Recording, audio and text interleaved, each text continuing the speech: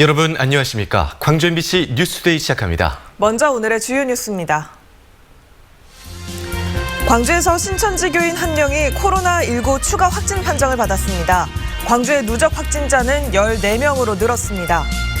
자가격리가 해제된 신천지 교인이 뒤늦게 확진 판정을 받자 광주시가 신천지 교인에 대한 바이러스 검사 기준을 강화하기로 했습니다. 지자체와 기독교 교단협의회가 집단 예배를 자제해달라고 요청했지만 광주 지역 개신교회의 3분의 1은 어제 주일 예배를 강행했습니다. 민주당이 광주 서구갑 선거구에 송갑석 의원을 단수 공천했고 순천 선거구에는 소병철 전 순천대 교수를 전략 공천했습니다. 이에 따라 민주당은 광주 전남 18개 선거구 가운데 16개 선거구의 공천 작업을 마무리했습니다. 광주에서 닷새 만에 코로나19 추가 확진자가 나왔습니다. 신천지 교인인 이 남성은 광주 지역 첫 신천지 관련 확진자와 밀접 접촉했던 것으로 확인돼 자가격리됐었는데요. 하지만 격리가 해제된 이후 닷새 만에 양성 판정을 받았습니다. 박수인 기자입니다. 광주시 서구에 사는 신천지 교인 22살 A씨가 코로나19 진단 검사에서 양성 판정을 받았습니다. 광주 지역 14번째 확진자입니다. A씨는 지난달 신천지 대구 예배를 다녀온 광주 지역 첫 신천지 관련 확진자와 성경 공부방에서 밀접 접촉한 교인들 가운데 한 명입니다. A씨는 지난달 22일 받은 진단검사에서는 음성으로 나왔지만 예방 차원에서 2주 동안 자가 격리돼 있다 지난 2일 해제됐습니다. 이후 A씨는 신천지 교인 전수조사에 나선 광주시가 다시 검사를 권고하자 그제 남구 선별진료소를 방문해 검사를 받고 확진 판정을 받았습니다. 신천지 교인 확진자, 밀접 접촉자에 대해서는 의료기관 종사자에 준하여 모니터링을 지속하던 중 추가 확진자를 발견하였습니다. A씨는 현재 빛고울 전남대병원에 격리돼 있고 건강 상태는 양호한 것으로 알려졌습니다. A씨는 양성 판정을 받기 전인 지난 3일 진월동의 PC방과 주월일동 주민센터를 돌아다녔습니다. 4일에는 주민센터를 한 차례 더 방문했고 5일에는 풍암동의 음식점을 다녀간 것으로 파악됐습니다. 보건당국은 A씨가 방문한 곳을 임시 폐쇄하고 긴급 소독 작업을 벌였습니다. 현재 확진자 진술을 확보하여 CCTV, 신용카드 내역 등 역학조사를 실시하여 이동 동선과 접촉자를 파악 중에 있습니다. 광주시와 보건당국은 A씨가 자가격리 기간 중에도 수칙을 어기고 외부와 접촉했는지 다른 신천지 교인을 만났는지에 대해 집중 조사를 벌이고 있습니다. MBC 뉴스 박수인입니다. 코로나19 확진자와 접촉한 신천지 신도에 대한 진단 검사 기준이 강화됐습니다. 광주시는 민관 공동대책위원회 민간 전문 지원단 회의를 열고 신천지 관련 확진자의 밀접 접촉자들은 자가격리 해제 전에 의무적으로 진단검사를 받도록 결정했다고 밝혔습니다. 또한 이미 격리가 해제된 접촉자일지라도 신천지 신도일 경우 보건소 선별진료소를 통해 반드시 검사를 받도록 기준을 강화했습니다. 광주시는 오늘 11일까지인 신천지 관련 시설 폐쇄 기간을 연장하는 방안을 검토하고 있습니다.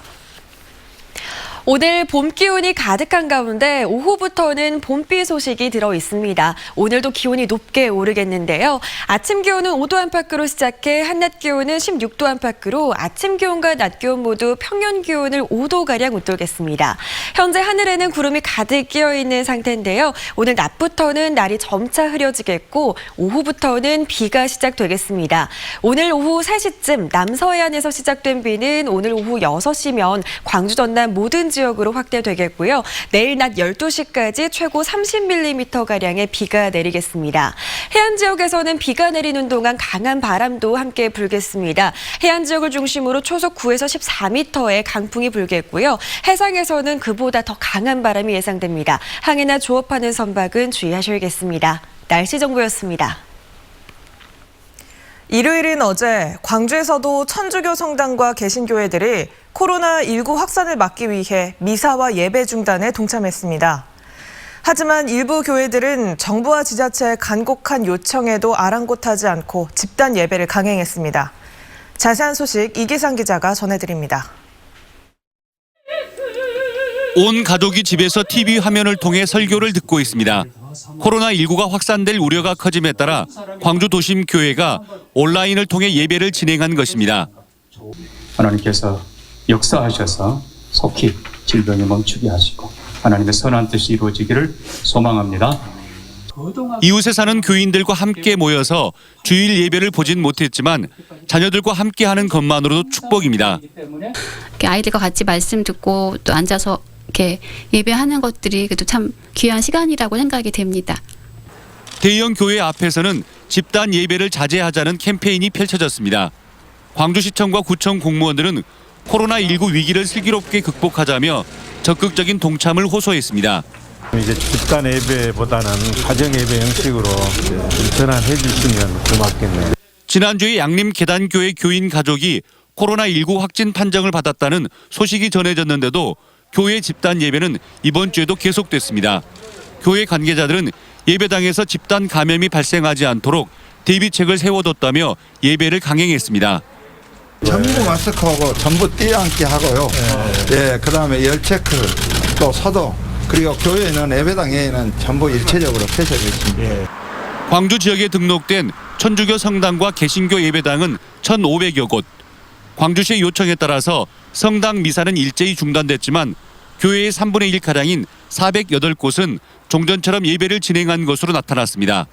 MBC 뉴스 이계상입니다. 코로나19가 계절병으로 정착할 수도 있다는 전망이 조심스럽게 나오고 있습니다.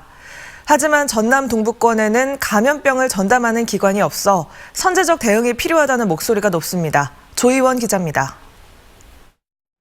지난달 24일 광양에서 순천 성가롤로 병원 응급실로 이송돼 오던 80대 남성이 숨졌습니다. 사후 검사에서 이 남성에게 폐렴 증상이 발견되자 병원 응급실은 검체 검사가 나올 때까지 폐쇄됐습니다. 전남보건환경연구원이 있는 무안으로까지 보낸 탓에 빠르면 2-3시간이면 나오는 검사 결과는 이동 시간을 포함해 8시간이나 걸렸습니다. 그 시간 동안 응급실에 격리됐던 환자들과 의료진들은 물론 지역 시민들까지 마음을 졸이며 불안에 떨어야 했습니다. 정말로 응급으로 심장이라든가 뇌질환이라든가 말대로 골든타임이 있어가지고 조속 조치를 해야 될 분들은 가다가 돌아갈 수도 있고. 이처럼 검체 검사가 시급한 상황이 잇따르자 전남도는 여수검역소를 임시검사소로 지정했습니다. 하지만 항만을 출입하는 선박을 대상으로 감염병을 검사하는 본업만 하기에도 벅찬 상황입니다. 실제로 검역소가 지금까지 검사한 검체는 모두 27개뿐입니다. 긴박하게 코로나19의 음성 양성 여부를 빨리 확인해야 되는 응급 환자나 임산부나 그다음에 노약자라든지 중증 질환을 앓고 있으신 분들은 즉각적인 의학적 조치를 받아야 되기 때문에 코로나19가 계절병으로 정착하거나 또 다른 신종 감염병이 등장할 수도 있다는 가능성이 제기되자 의료계에서는 근본적인 해결책을 세워야 한다는 목소리가 나오고 있습니다. 신속한 검사 결과가 지역 의료계는 물론 지역 경제에도 영향을 미치는데 매번 무한으로 검체를 보내거나 임시 방편에 의존할 수는 없지 않느냐는 겁니다. 검체 특성상 이송을 했다 하더라도 검사 중에 검체가 부족자라든지 작다든지 하면 재검사를 해야 될 때는 또다시 와고 이런 문제가 있기 때문에 지역의료계는 동부권 통합신청사 부지에 검사 장비를 갖춘 연구동을 세우는 예산을 국비 추경에 반영해달라고 전남도에 요청했습니다. 하지만 적지 않은 예산이 들어가는 만큼 실제로 반영될지는 미지수입니다. MBC 뉴스 조희원입니다. 민주당이 광주 연남 대부분 지역의 공천 작업을 마무리했습니다. 민주당은 광주 서구갑 선거구에 송갑석 의원을 공천 후보자로 결정했습니다. 또 분구가 좌절된 순천에는 소병철 전 순천대 교수를 전략 공천하기로 결정했습니다. 이에 따라 광주 8개 선거구 공천 작업이 모두 마무리됐고 전남 여수갑과 광양 구례 곡성 등 2곳도 이번 주 중에 후보자가 결정될 것으로 전망됩니다.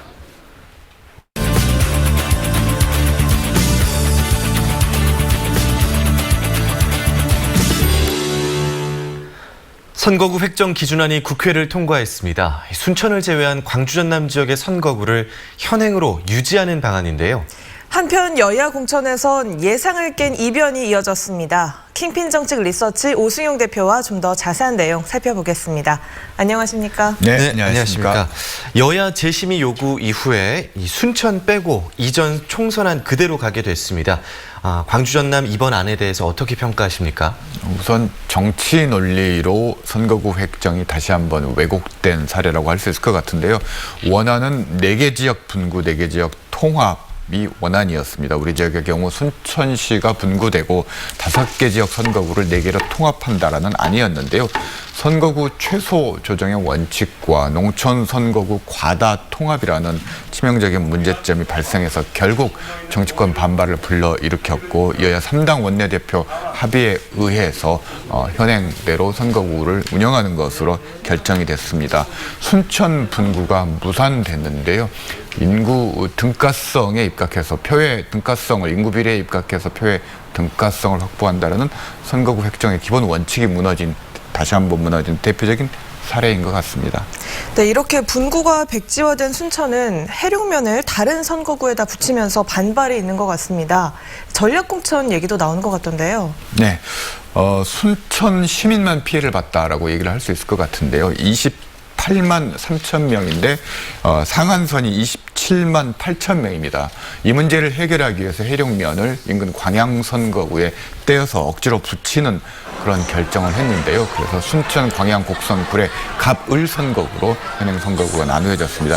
이 지역의 민주당은 전략공천을 이미 결정을 했고요. 법무연수원 교수인 소병철 교수를 공천을 했습니다. 당연히 기존 예비 후보들이 반발하고 있고요. 일부 예비 후보들은 탈당해서 무소속 출마가 예상됩니다. 여수 갑의 무소속 후보와 무소속 연대 성사 가능성까지 지금 비춰지고 있습니다. 네. 그리고 민주당은 광주 공천을 마무리했습니다. 여론조사 결과와는 다른 이변이 속출했는데요. 어떻게 보셨습니까? 우선 여론조사 샘플링에 다소 좀 문제가 있었던 것 같고요. 실제 결과와 여론조사 격차가 좀 심했던 것 같습니다.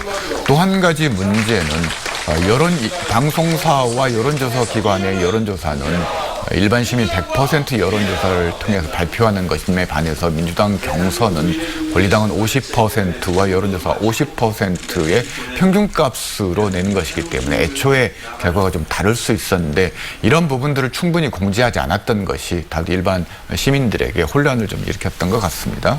네, 특히 광산을과 동남갑을 살펴보면요. 정치 신인들이 재선 구청장 출신을 상대로 승리를 했는데 어떻게 이런 결과가 나왔다고 보십니까? 경선 룰에 의한 효과라고 할 수 있을 것 같은데요. 권리당원 50%가 실제로 우리가 표로 느끼는 것 이상으로 민주당 후보 경선 과정에서 큰 역할을 한다라는 겁니다. 권리당원 투표에서 한 번, 그리고 여론조사 과정에서 다시 한 번 할 수 있는 여지가 열려 있기 때문에 이런 결과가 나타났던 것 같고요. 또 현행 구청장이 통제하고 있는 권리당원들도 중간에서 많이 캐스팅보트 역할을 했던 것 같습니다. 신인 가산점도 영향을 미쳤던 것 같습니다. 네, 그렇군요. 미래통합당 공천은 대규모 물갈이였다라는 이야기가 나왔던데요. 어떻게 보셨습니까? 말씀하셨듯이 물갈이에 올인한 공천이다라고 얘기를 할 수 있을 것 같습니다. 당내에서는 친황보다는 경쟁력에 더 주안점을 두고 있다. 그래서 홍준표, 김태호 전 경남지사 이런 분들이 공천에서 컷오프되는 사태가 있었는데요. 친박 김재원 의원 같은 경우도 공천에서 배제되고 있는 상황입니다. 교체 비율이 37%에 이르고 있는데요. 컷오프 20명 그리고 불출마가 24명에 이르고 있습니다. 다만 박근혜 전 대통령 서신으로 미래통합당의 이런 혁신 노력들이 도로 새누리당으로 가고 있는 부분들은 아쉬운 것 같습니다. 네, 지금까지 킹핀 정책 리서치 오승용 대표였습니다. 오늘 말씀 고맙습니다. 네, 고맙습니다. 감사합니다.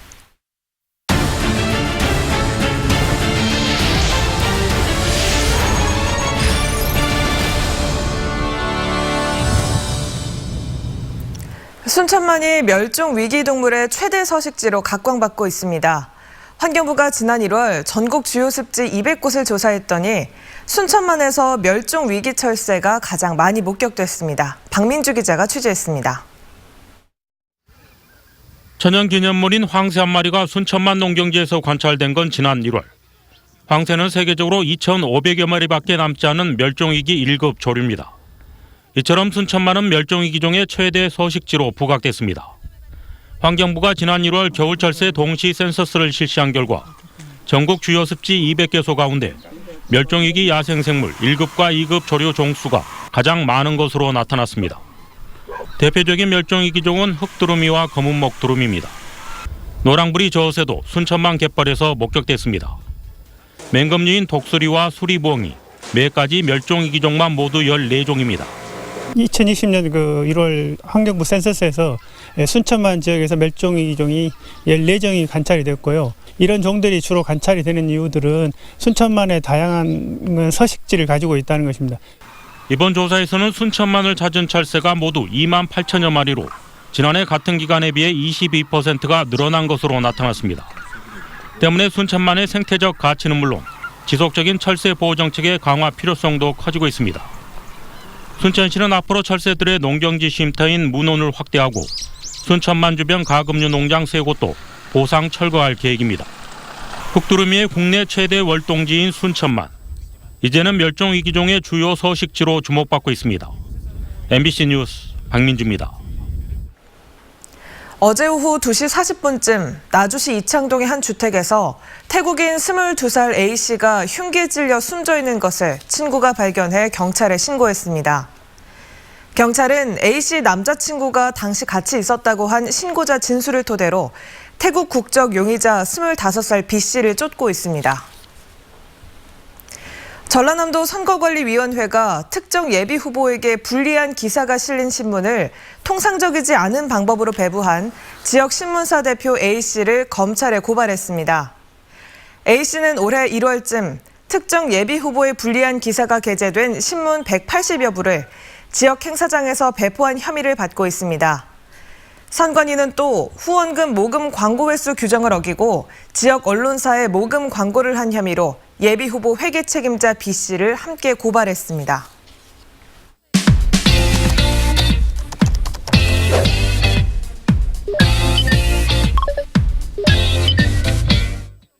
한 주간 누리꾼들의 관심사를 키워드로 정리해보는 누리픽 시간입니다.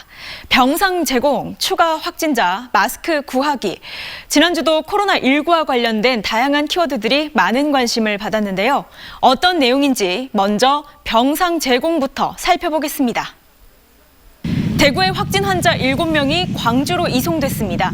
코로나19 확진자들이 폭증하면서 병상 부족에 어려움을 겪고 있는 대구에 달빛 동맹 관계인 광주가 도움의 손길을 내민 겁니다. 역시 시민의식이 빛이 나는 빛고울 광주네요. 다른 말 필요 없고 아름답다. 대구 시민들은 고마운 마음을 전하고 많은 누리꾼들은 대구 확진자들의 빠른 쾌유를 빌었습니다. 광주의 코로나19 확진자가 잇따라 발생하면서 시민들의 불안감도 커졌습니다. 지난 2일 광주 양림동에 사는 일가족 3명이 코로나19 확진 판정을 받았습니다. 지난달 광주에서 확진자가 발생한 이후 일주일 만이었는데요. 무조건 집에만 있어야 할 듯, 사람 많은 곳, 단체 행동 그리 하지 말라고 TV에서 얘기했건만.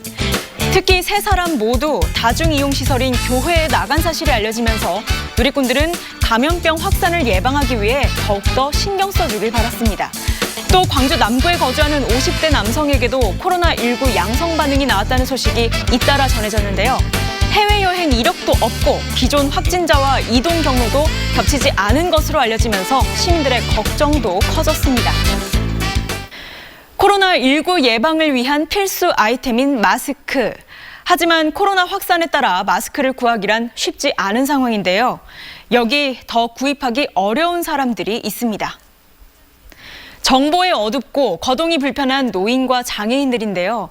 지자체에서 취약계층에게 마스크를 제공하기도 어려운 상황인 것으로 알려졌습니다. 전체 생산량의 절반이 공적 마스크로 판매되는 탓에 자치단체가 구입할 수 있는 물량이 거의 없기 때문인데요. 순서를 정할 때 노인 따로, 중장년 따로 번호를 주셔요. 노약자를 우리가 보호해야 하니까. 아니면 요일별로 나눠주세요. 마스크 만들어 쓰기 운동이라도 하자. 많은 누리꾼들은 마스크 구입에 있어 소외받는 사람이 없도록 정부의 대책 마련을 간구하기도 했습니다. 지금까지 한 주의 누리픽이었습니다.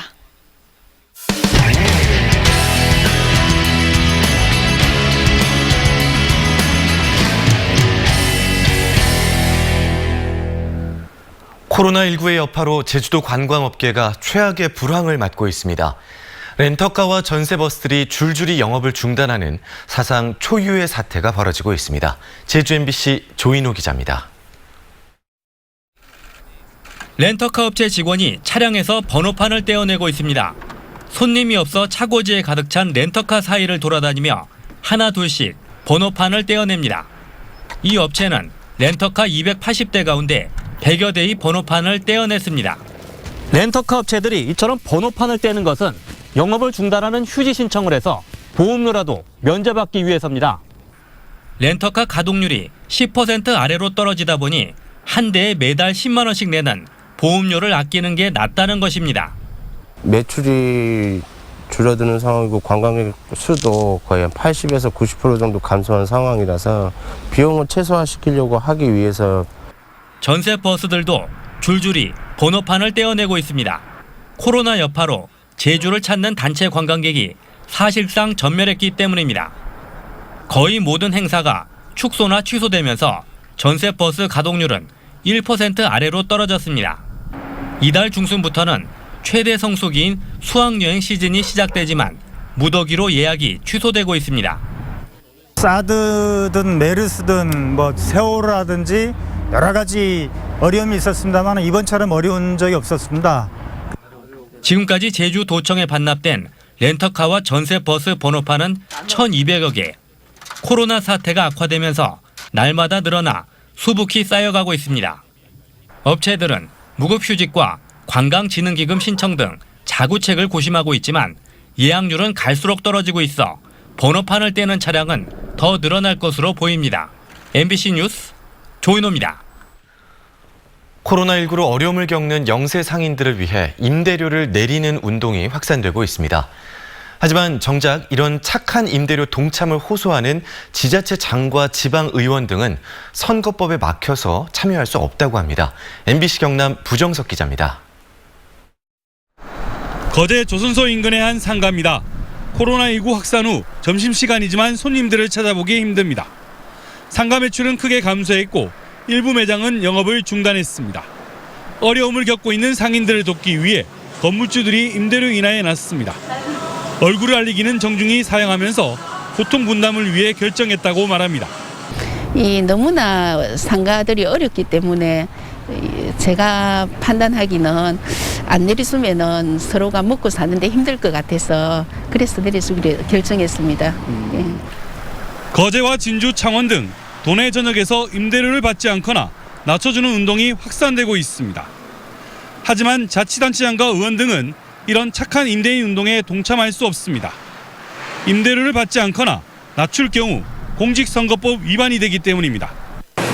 업체도 조금만 정도 완비가 되면은 거기에 대해서 따라서 하는 건 상관없겠지만 저희가 임의로 이제 주변 시세하고 상관없이 그 이제 뭐 많이 안 받거나 뭐 완전 반값을 하거나 이런 건 좀 문제가 될 수는 있겠죠. 4.15 총선에 출마한 예비후보도 사정은 마찬가지입니다. 자치단체장과 의원 등이 착한 임대인 운동에 동참할 것을 호소하고 있지만 정작 자신들은 선거법에 막혀 참여하지 못하고 있습니다. 이 때문에 법적 근거 마련을 위한 중앙정부의 선제적인 대안이 필요하다는 목소리가 나오고 있습니다. MBC 뉴스 부정석입니다. 코로나19 확산으로 고통받고 있는 대구 시민들을 위해 광주 지역 기관과 단체가 성금 전달 행렬에 동참하고 있습니다. 광주시 치과의사회와 전남대, 조선대, 치대 치전원 동창회는 코로나19 극복을 위한 달빛 성금 1,600여만 원을 모아 대구시 치과의사회에 전달했습니다. 광주시 교육청도 교직원들이 모은 성금 1,090여만 원을 대한적십자사 대구지사를 통해 대구시 교육청에 전달하기로 했습니다.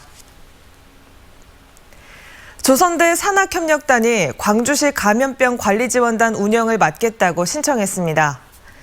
광주시가 감염병 관리지원단 설치 운영을 위한 민간 위탁기관을 모집한 결과 조선대 산학협력단이 단독으로 신청했습니다. 광주시는 오늘까지 재공고를 한 뒤 추가 신청 기관이 없을 경우 조선대 산학협력단의 운영을 맡길 계획입니다. 감염병 관리지원단은 지자체 감염병 예방관리 계획을 수립하고 현장 역학조사와 자문 등의 역할을 하게 됩니다.